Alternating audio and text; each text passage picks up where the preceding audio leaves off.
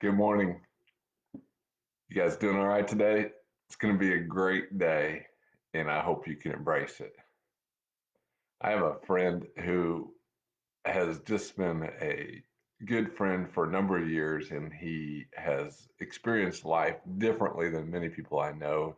And he was telling me he was in a room with people trying to talk about how do we solve some of the racial tensions in America? And the room was full of a list of who's who, but Coretta Scott King was one of the people in there, and his version of the story was that she said, "We're not going to really have any kind of resolution to this until you, my friend who was Caucasian, and I have dinner together, till we go to the movies together, till we hang out together. When you and I become friends, then any kind of racial tensions are gone." And I think that's a pretty wise thing, and it's not easy. You can't just out of thin air create these kinds of friendships. But I was thinking about that, and then I was considering um, how we can embrace the common ground that we have. Because think about this: if you Google how many Christian denominations there are in the world, the first thing that's going to pop up that there's more than 30,000 different groups around the world, and in just the U.S., about 1,200, I think. So the idea that we can't get along, you don't even have to break it down in many different ways. You just break it down in Christians, 1,200 different ways in the United States we can disagree. And so there's not going to be common ground amongst Christians because somebody's right and somebody's wrong. But Jesus said this. He said, "I came so you might have life and have it more fully." And so there's life in Christ, there's unity in Christ, and there's hope in Christ. And so I want to tell you a quick story today, um, that um, how you can live by His Spirit in you and bring unity in your circles of all different kinds. There was this guy that was different than me, and he was at a meeting that my friend that I mentioned at that reconciliation meeting had invited me to. So that we were at the same one, but he was different than me. There's no doubt about it. Um, and I didn't like the differences, but I embraced it and was blown away. Let me tell you about the differences. First of all, he was an athlete, and I was a wannabe. He lived in the South. I live in the North, and I think we could probably go on of a bunch of differences that he had. But the one that really was the barrier is that he was a New England Patriot, and I'm a Colts fan.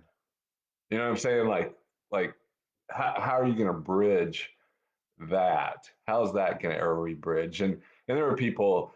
He is retired, but there were people that were around him during this time where I met this friend, and they were asking about his football, and he liked football, and I don't really care that much about football. That's another difference. So they're asking about that, and I couldn't care less. But I thought, well, let's embrace the difference and see what I can find out. And I asked him this question.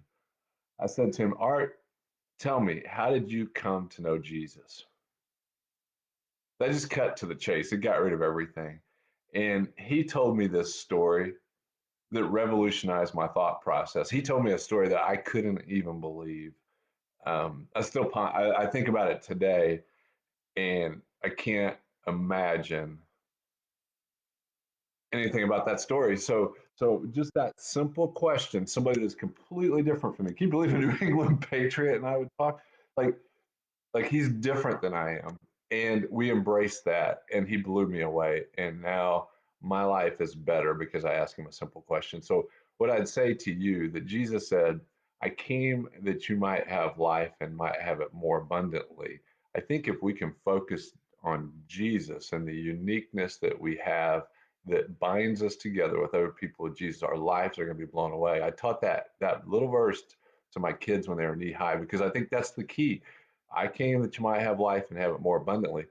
But the harsh part about that is that verse, John 10:10 says this. It says, "The thief comes to steal, kill, and destroy."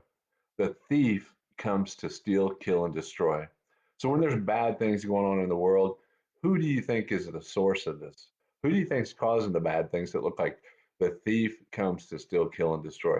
And it says we don't battle against flesh and blood, but against powers in the invisible realm. So I would encourage you just to ignore the noise that people's putting out there and embrace somebody that's unique from yourself and ask them a simple question and see what happens. You can Google my friend. If you Google former New England Patriot um, works to change lives. His name's Art Moore, and Art is one of the coolest cats I've ever met in my life.